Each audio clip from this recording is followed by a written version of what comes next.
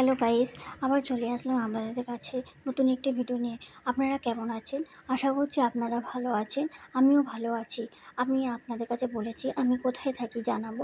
আমি গড়িয়া বাসপুরে থাকি, স্বপন দাদুদের ভাড়া বাড়িতে। এই ঘরগুলি হচ্ছে গিয়ে সব ভাড়া ঘর। স্বপন দাদুদের বাড়িতে নানা রকম পুজো হয়ে থাকে। আজকের 3-4 দিন ধরে যে পুজোটি হচ্ছে রাধা গোবিন্দ পুজো, হরে কৃষ্ণ কীর্তন হচ্ছে। কীর্তনটি এই ভিডিওয় কীর্তনটি দেওয়া আছে, শুনবেন এবং দেখবেন। দেখলে আপনাদের খুব ভালো লাগবে।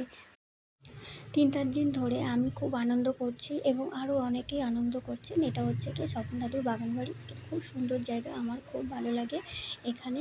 আপনারাও একদিন স্বপন দাদুর বাড়িতে আসুন। এই পুজোতে অনেকেই উপস্থিত হয়েছে। দাদু নিজে কীর্তন করে, দাদুর ছেলে সুখদেবও কীর্তন করছে। আপনাদের ভালো লাগলে এখানে বছরে একবার পুজো হয়, এখানে দেখতে আসতে পারেন। গড়িয়ায় সব জায়গায় কীর্তন হয়। এবার দেখাবো কোথায় কীর্তন হচ্ছে। আপনারাও এই ভিডিওর মধ্যে কীর্তনগুলো শুনুন, খুব ভালো লাগবে। জয় জয় জগন্নাথ মিশ্র সচিপুত্র হলো জগন্নাথ মিশ্রের পুত্র সন্তান। তার চরম বন্দনা কারা করে? আমার এই পৃথিবীতে যত পশু পাখি কীট পতঙ্গ লতা আদি বৃক্ষ যে যেখানে আছে সবাই কিন্তু বাবা তার চরম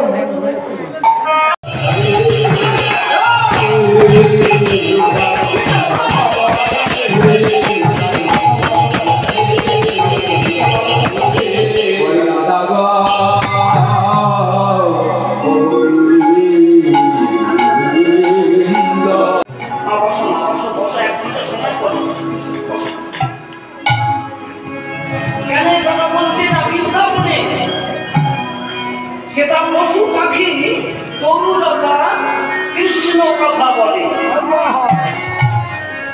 বৃন্দাবনে পশু পাখি তরুলতা তারা সবাই কৃষ্ণ কথা, কৃষ্ণ কথা ছাড়া আর কিছু জানে না।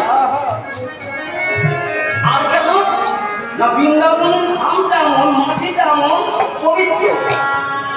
এই যে পবিত্র মাটিতে বসলে যতক্ষণ বসে থাকবেন ততক্ষণ আপনার আত্মাটা শান্তি হবে।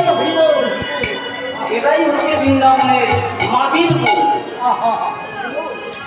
আর বৃন্দাবনে গাইবেন কি না, যেমন নবদ্বীপে নিতাই বদলে গৌরীকে পাওয়া যাবে, আর বৃন্দাবনে রাধারানীকে বদলে রাধারানীকে আশ্রয় করলে আমার ভগবান কৃষ্ণকে পাওয়া যাবে। তাই অর্থ আচার্য বৃন্দাবনে যাচ্ছে বেদান্ত পাঠ অধ্যয়ন করবার জন্য। গুরুবানে যাচ্ছে, গুরুবানে গিয়ে বেদান্ত পাঠ অধ্যয়ন করবেন। গুরুবানে যাচ্ছে, গুরুবানে যাচ্ছে। আজকে আমি আজকে আমার অধিবাস কীর্তনের দিনে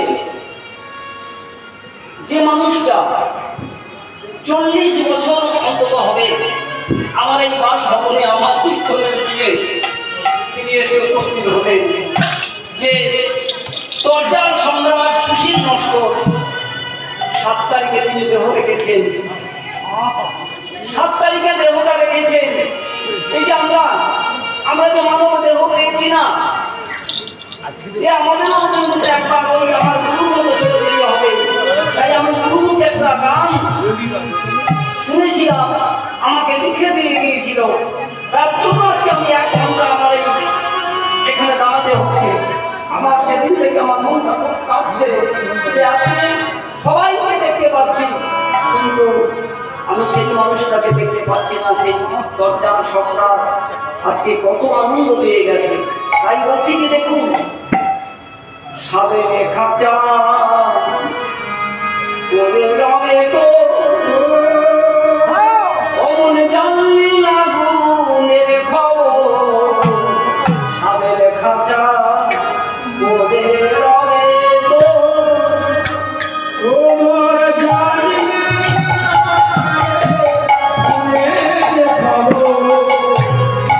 সাদের খাঁচা বলে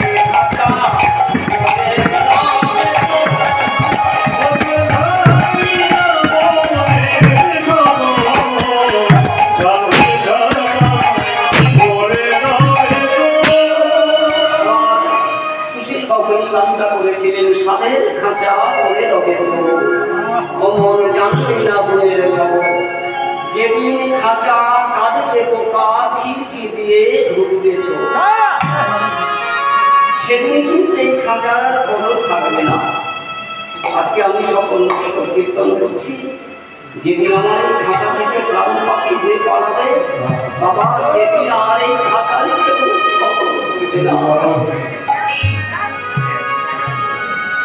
তাই বলছে দিবরে সময় থাকতে তোরা নাম কর।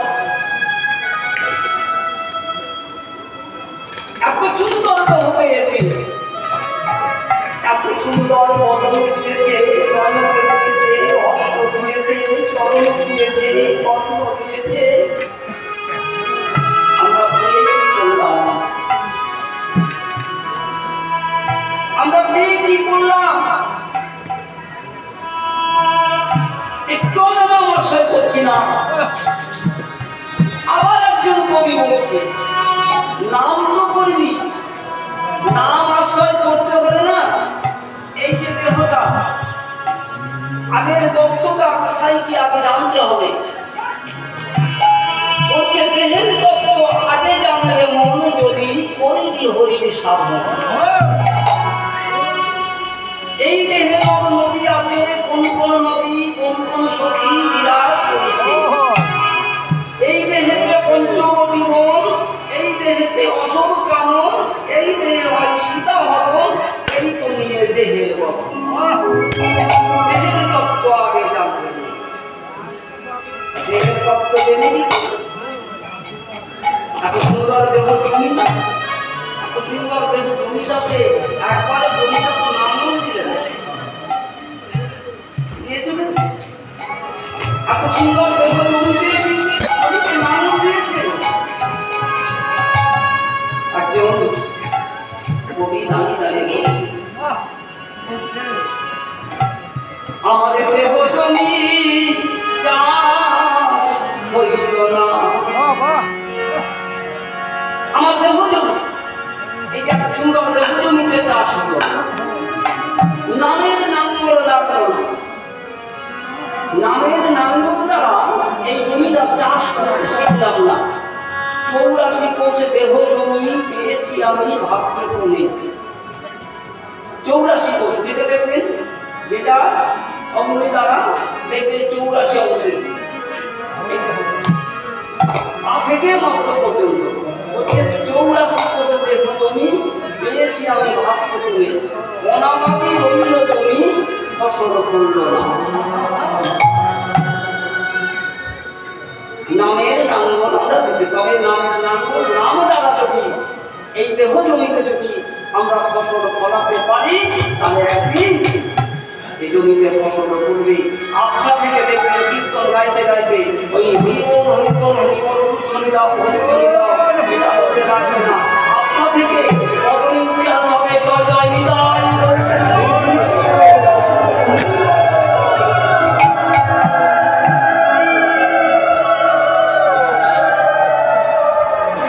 সেই অদ্বৈত আচার্য গুরুপাঠে যাচ্ছে বৃন্দাবনে যমুনার তীরে। ছোট্ট পদ্ম কুটির হলে কি হবে, গুরুপাঠে হাজার হাজার শিষ্য বেদান্ত পাঠ অধ্যয়ন করছেন। যার গুরুভক্তি আছে,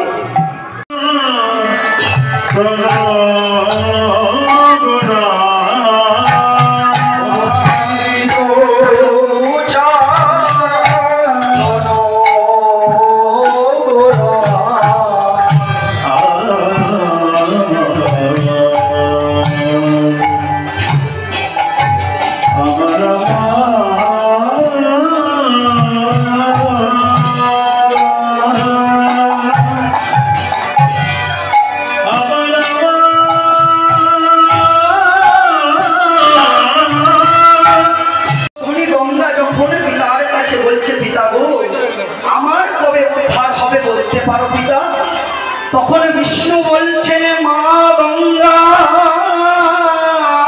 মা গঙ্গা তুমি কবে উদ্ধার পাবে জানো মা, তুমি কবে উদ্ধার পাবে জানো মা। তুমি তারা পথ চলার পর লক্ষ্মী এবার এসে গঙ্গা ধরে বলছে, স্বামী গো, এতদিন আমরা পথ চললাম, আমি আমার আর পদদুটি চলছে না, আমি মনে হয় ওই জগন্নাথ পুরীর আলোয় যেতে পারবো না।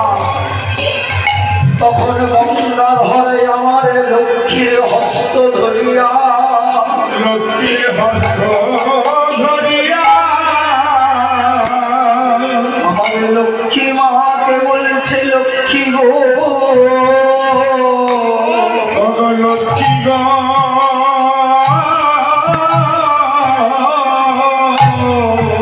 তুমি যদি মনের মধ্যে তোমার সন্তান কামনা করো, সন্তান কারণা করো, তাহলে আমাদের সেই মহাপ্রভুর কাছে আমাদের যেতে হবে। সেই মহাপ্রভুর কাছে আমাদের যেতে হবে। লক্ষ্মী তুমি থেমো না, থেমো না,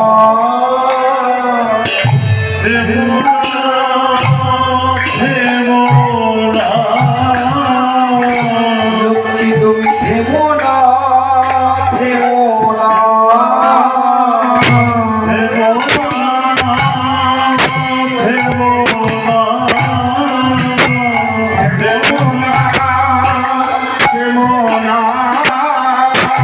তাহলে আমাদের যেতে হবে। থেমো না, থেমো না,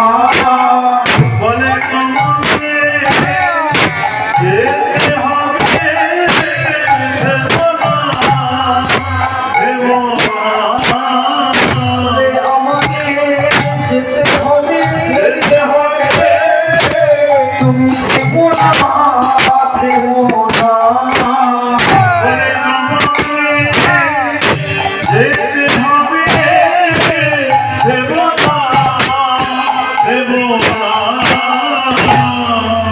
ওমা এমন ভাবে যখন লক্ষ্মীকে বলছে, তখন তারা অনেকটাই পুরীর কাছাকাছি চলে এসেছে। আর পুরীর যে ধ্বজা আমরা গিয়ে দেখতে পাই, দূর থেকে দেখলো আমার সেই মন্দিরের আলোয় দেখা যাচ্ছে, আর সেই ধ্বজা কেমন ভাবে উঠছে। তখন লক্ষ্মীকে বলছে, লক্ষ্মী দেখো দেখো দেখো, আমার সেই জগন্নাথ দেবের ধ্বজা দেখা যাচ্ছে, তুমি আর বিলম্ব করো না, চলো চলো চলো আমরা যাই তার কাছে। আমরা যদি না তার কাছে যেতে পারি, তবে নিজের মনের বাসনা কেমন করে জানাবো। তাই চলতে চলতে এবার পুরী ধামের কাছে চলে এসেছে, মন্দিরের কাছাকাছি এসে গেছে মা। সেখানে মহাপ্রভু তার একজন ভক্ত গোবিন্দকে নিয়ে বসে আছে।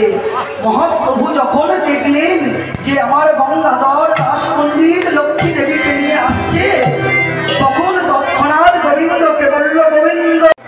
তারা সবাই মিলে আজ বিনোদ খেলা খেলছে। গীতাতে বললেন মা, মুকং করতি বাচালং পঙ্গু লঙ্ঘয়তে গিরি যত কিবা তমহং বন্দে পরমানন্দ মাধব।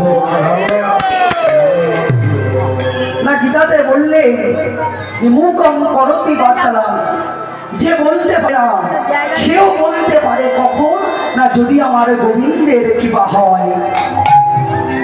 যে চলতে পারে না ঘোড়া, সেও গিরি পর্বত পার হতে পারে কখন না যদি আমার গোবিন্দের কৃপা হয়। তাই সেই গোবিন্দের চরণে নিজ প্রাণ আজ নিমজ্জিত করিয়া গোবিন্দের কাছে বলবো, তুমি যেমন ভাবে তোমার লীলা করিয়ে নেবে, ঠিক এই অধম তেমনি ভাবে তোমার লীলা বর্ণন করতে পারবে। তাই আজ আমার সখাগণ সঙ্গে বিনোদ খেলা খেলছে। কেমন না পদকর্তা বলছে কি না, ও গো শ্রীনন্দনন্দন চড়ায় গো ধন, ও চারণ খেতে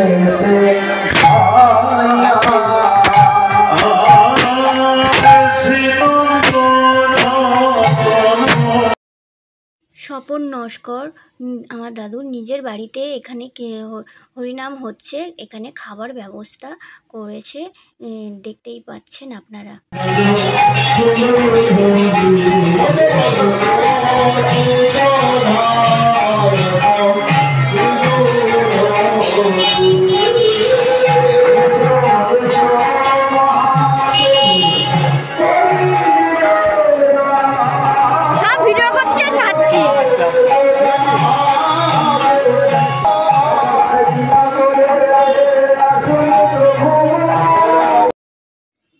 এটা হচ্ছে কি স্বপন দাদুর নিজের বাড়ির নিচে নিজে জলের কারখানা। এই দাদাটা জলে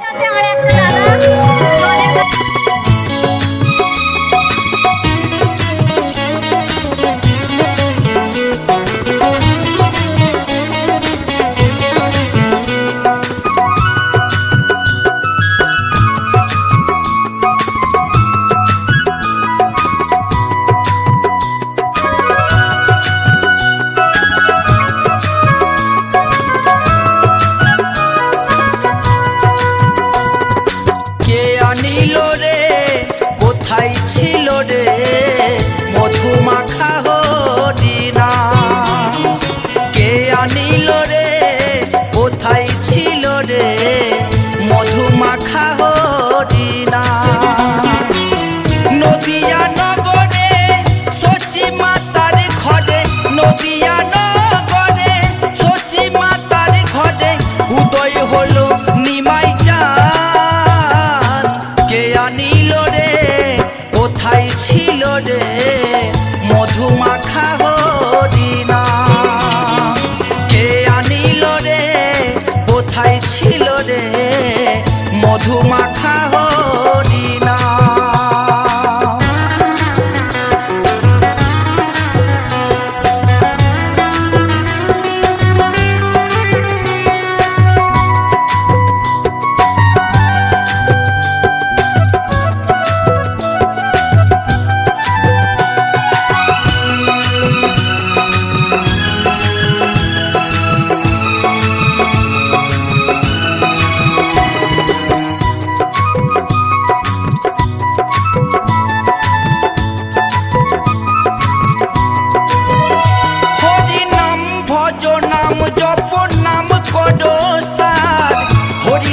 ভাষাও তৈরি হয়ে যাবে পার। হরি নাম ভজ নাম জপ নাম কর সার, হরি নামে ভাষাও তৈরি হয়ে যাবে পার। হরি নামে মাতোয়ারা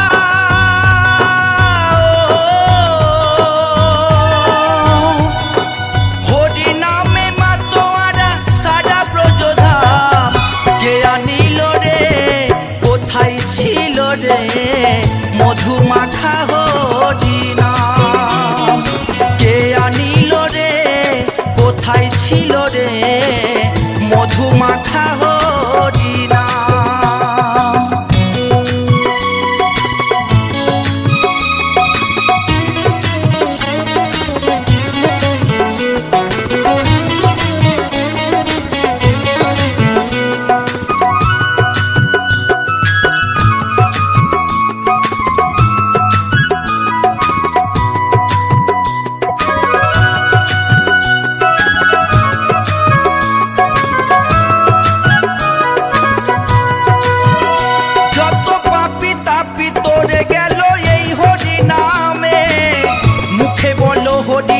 শ্রবণ কর কানে,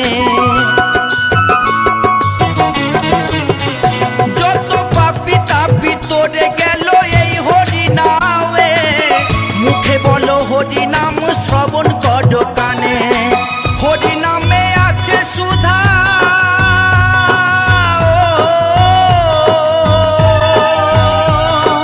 হরি নামে আছে সুধা অমৃত সমান। কে আনিল রে, কোথায় ছিল রে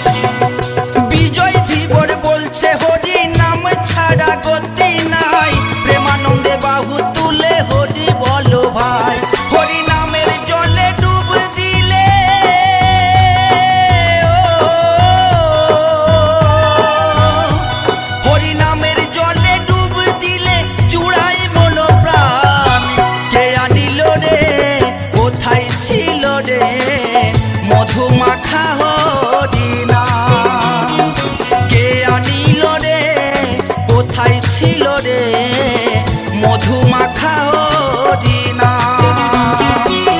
নদিয়া নগরে সচি মাতার ঘরে, নদিয়া